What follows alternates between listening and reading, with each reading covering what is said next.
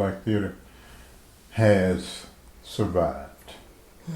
And I put it like that because that's a major accomplishment.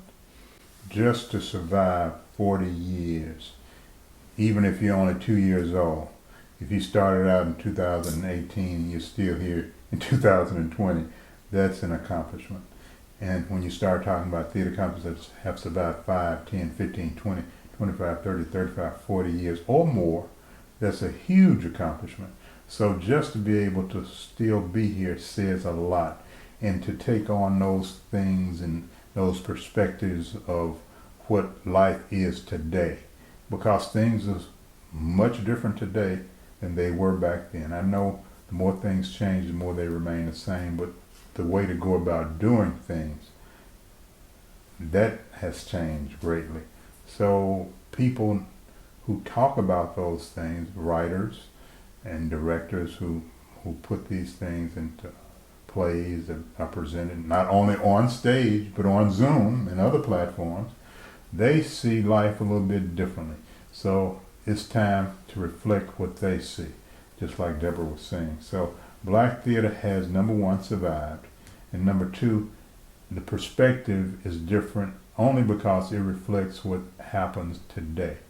And some of those things happened back then, but more importantly, they're happening today, and they're speaking to a different audience.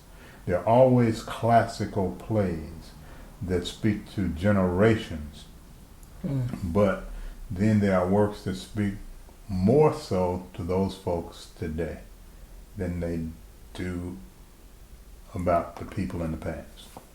And I think that right now it has been very difficult in the past, it has been very difficult for African Americans to put on their plays on Broadway and major theater districts. And right now, because of the turmoil that is happening in our country, for a moment, people are looking for black playwrights, black directors, black artists to come in and do work.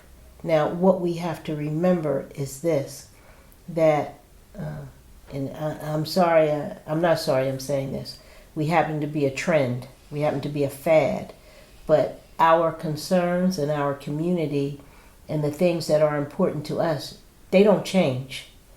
But the world changes and says, well, okay, now we're looking, what's the next new thing? Well, it can be the next new thing, but we're always here. And we have to remember that when we are not the trend, we are not the fad, that we must continue.